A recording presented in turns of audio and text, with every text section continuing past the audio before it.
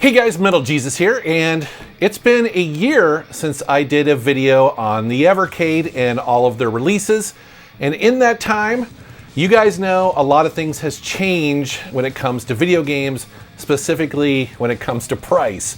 Well, thankfully, Evercade has been planning for this and working on doing some new releases to hopefully address that. They sent me a bunch of stuff to check out, including a new version of their console, as well as a couple handhelds, and of course they've got a bunch of cartridges that are full of video games. And so in this video we're going to take a look at all of this and try to figure out, are they still a good deal? Let's take a look.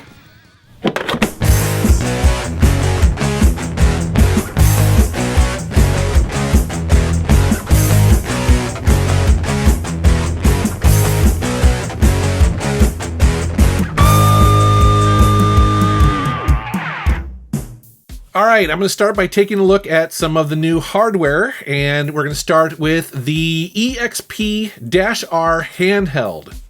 This looks and feels very similar to the previous model, although they did remove the HDMI video out, presumably to save some money, which I guess that's a tiny bummer, especially if you're using it, but honestly, I'm not entirely sure how many people did. You know, myself, outside of just reviewing this, I never did. I much prefer to use the full VS dedicated console if I want to output to my television. But it's important to know that that's the big change with this particular version. Now, as you can see, the screen looks nice. It's bright, it's crisp, and again, it appears to be very similar to the original version. You see that I have both of them here, the new one on top and the old model down below. I like how they updated the OS a while ago to include a full catalog of both games you own and games that are available to purchase. This device is obviously catering to game collectors like myself, so that's a really nice little feature. I do wish they had an option to create something like an Evercade account that you could sign into that would then follow you from device to device. You know, it's been a couple years since these have come out, and so people are upgrading like myself, and it doesn't keep your information with you when you upgrade. So that's something that I think they should probably consider, because again, it's nice knowing what you currently own and you know, having all those talk back and forth to each other. It'd be pretty cool. If you've never held one of these, you might be surprised that it's heavier than you might expect, and it's solidly built, especially compared to some of those, you know, inexpensive devices that you find from generic sellers on Amazon. Speaking of which, this does retail for $100. Now, the particular version that they send me does not include any cartridges in the box, so it assumes that you either already own some or you're just going to buy the ones that you want. Also sold separately is a Taito grip designed specifically for use with this handheld and playing games in that mode. It's one of my favorite features of this device. So it's a pretty cool idea because it can be a little awkward and also tiring on your hands to play long sessions like that. So this is designed to attach to the side and basically just make it more comfortable to play that way. And this will set you back. It's completely optional, but it'll set you back $20. And then here is their new revision of their console. So this is the VS-R, and this one also retails for $100, which, man, I'll tell you what, today, that's a good deal, right? Seems like everything is going up in price, and it's nice that they are able to keep this relatively low, in my opinion. So has anything really changed? Well, not really. It still has that dual cartridge slot, so you can mix and match which game cartridges you want to put in there, which I always love that feature. It's kind of unique to this system. The one thing that I did notice, though, is that it does now only come with a single controller, where the original version did have two controllers. Now, that's really not that big of a deal because in the front, there are 4 USB slots for basically adding your own additional controllers if you want, or you can buy a separate one. This outputs 1080p video by HDMI, and I think that's the reason why they got rid of it on the handheld, because again, they've got this device here if people really want to connect to your television. A feature that they added that I like a lot is the ability to do Taito mode on the console to the television. So there are a lot of shooters on these Evercade cartridges, and so it makes sense that if your television, you know, if you turn it on its side or if you have a monitor that will go vertical, this would be perfect for that. Also, I noticed that the base unit that costs $100 does not include a game cartridge like before. However, they do sell bundled versions if you do want a starter cartridge. I think the reason why they're doing that is to keep the cost down, but also, we're several years into the Evercade releases here, the ecosystem. And so I suspect people who are interested in this probably already have cartridges, or you would just, prefer to pick and choose which ones you actually want.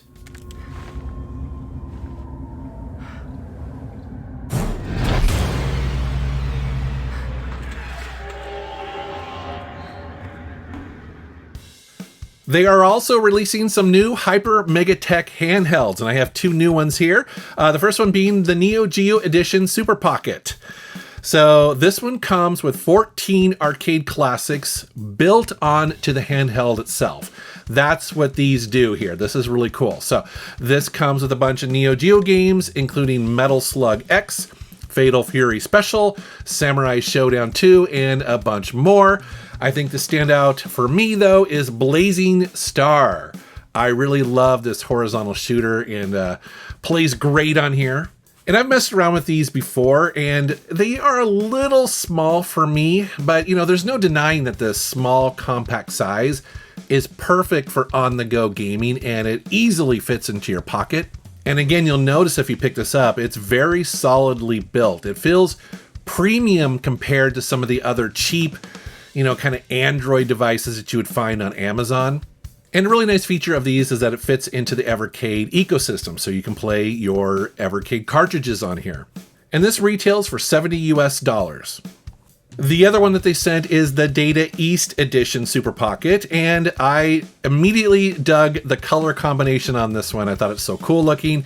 So this one comes with 18 classic arcade games like Burger Time, Bad Dudes vs. Dragon Ninja, Joe and Mac, also a bunch more.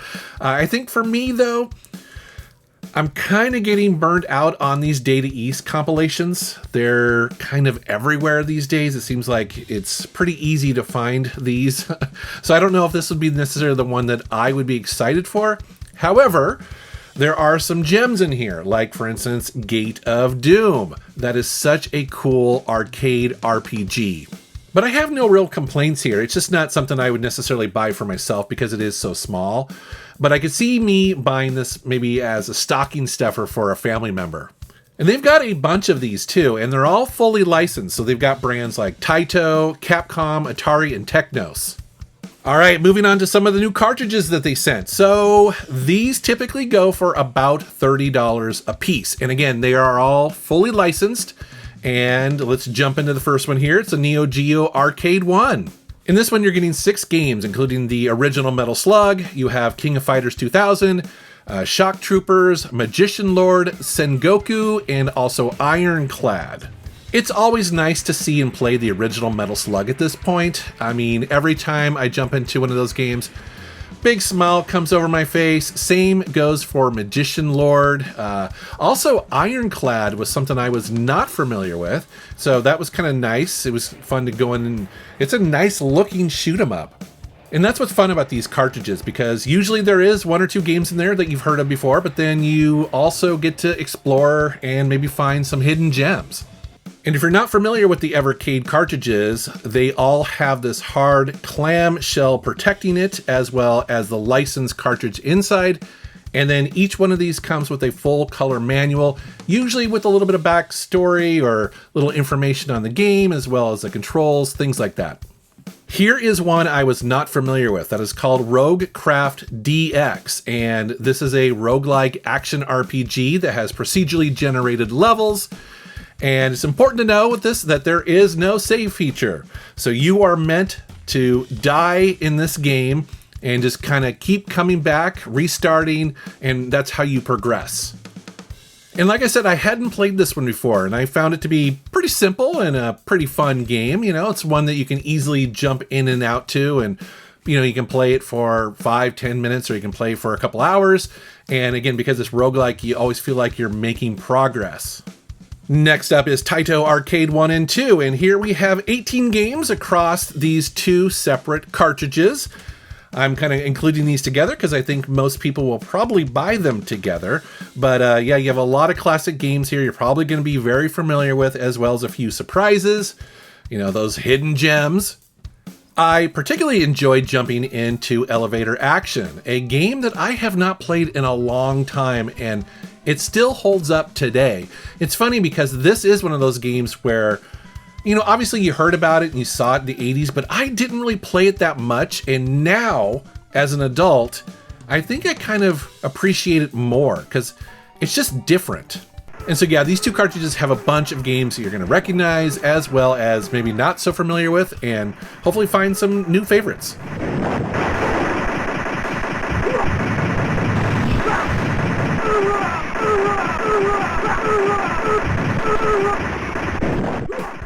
Speaking of games that you may or may not be familiar with, here is the Gremlin Collection 2. So Gremlin was a computer developer that I think was kind of more popular in Europe than perhaps the US, because I was not familiar with any of these games here. But as I started diving into these and playing them, I would say that the standout here for me is the original Loaded. This is a top-down arcade run-and-gun shooter that is ultra-violent, it's super fast, and it's pretty dang fun. They have the sequel on here too, and I'm not entirely sure I like that one as much. Didn't grab me quite like the original, but again, this is my first time playing it, so who knows? There's also a 3D arcade racing game on here called Buggy, and frankly, it kind of made me a little motion sick. I think it's because it has a low frame rate and also a really floaty camera. I couldn't take much of this at all. And then you have Hogs of War, which is like I guess kind of like a 3D version of Worms that I guess a lot of people like. I do think I've heard of this before, and I was going through the tutorial and actually it was pretty fun. So this is one that I would definitely come back to. Next up is a cartridge that has two Tomb Raider games on there. So you have Tomb Raider: The Last Revelation and Tomb Raider Chronicles. Obviously, these are classic PlayStation 1 games. It's kind of fun that we are starting to get a lot of these being re-released recently, not only on the Evercade, but also on modern consoles too. So a lot of love going back to the original Tomb Raider games. And one of the cool features here is that it includes a bonus level. So this is an extra level that's included in Last Revelation that I believe was like a press demo or something like that. I guess it didn't originally ship with the game, but they've included it here. The one thing you need to know about these, and I say this every time I talk about the original Tomb Raider games, is that they do have the old school tank controls, which honestly, you know, I grew up with them and I can put up with them. I can relearn them, but I have to admit I don't love them now. There's always a learning curve going back, and there is a little bit of frustration, you know, because you have to be very precise with these games, and it can drive me nuts, but I find that over time, I will get used to it, and I'll start having fun again.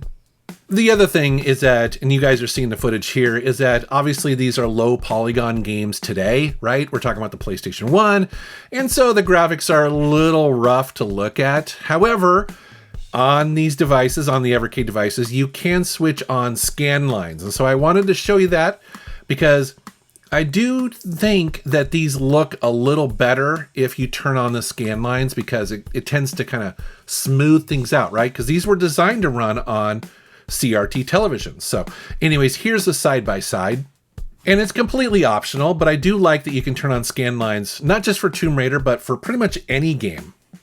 Here's a curious one. So this is a collection of 5 games, including Windjammers, Karnov, Atomic Runner Chelnov, I think that's how you pronounce that, and then Vapor Trail and Roga Armor Force. I kind of feel like they really just wanted to license and put out Windjammers and Karnov, but they were able to also pad it out with some of these other games without raising the price. That's my guess. But Windjammers, if you haven't played it, is a really fun arcade game that I guess probably mixes Pong and air hockey in a competitive arena. It's very colorful, it controls really well, and it's extremely addictive.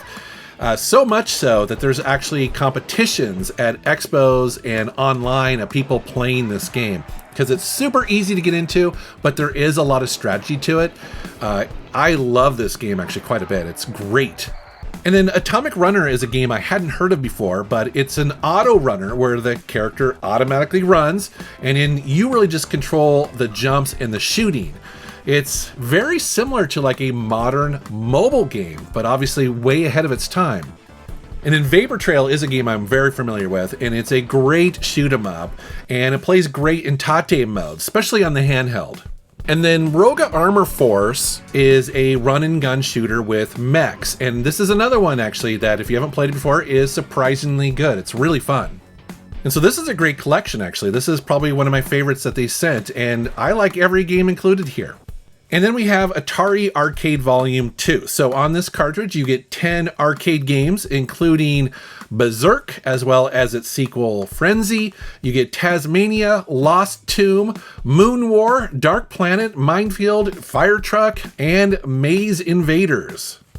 This is kind of a curious one, because while I'm very familiar with Atari 2600 games, I don't think I played any of these as a kid growing up. I mean, the only one I really played was Berserk, right? Everyone played Berserk. And I've heard of the sequel Frenzy, but I didn't play it in arcades. So the vast majority of these are pretty new to me. This is probably not my favorite cartridge, primarily because a lot of these games are pretty dated, but I do appreciate digging deeper into Atari's catalog, again, to try to find some of those hidden gems. And so that, guys, is a look at what Evercade's been up to lately, and as you guys know, I'm a big fan of what they do. I love the fact that they license the games and they're able to keep the prices relatively low, right? Seems like everything's been getting more expensive and Evercade is able to keep those prices, I think, pretty reasonably. I also like it as a physical game collector, you know? I like the fact that you can get the cartridges with the color manuals. That's pretty awesome. So love to know what you guys think down in the comments below. And as always, I want to thank you for watching my channel. Thank you for subscribing, and take care.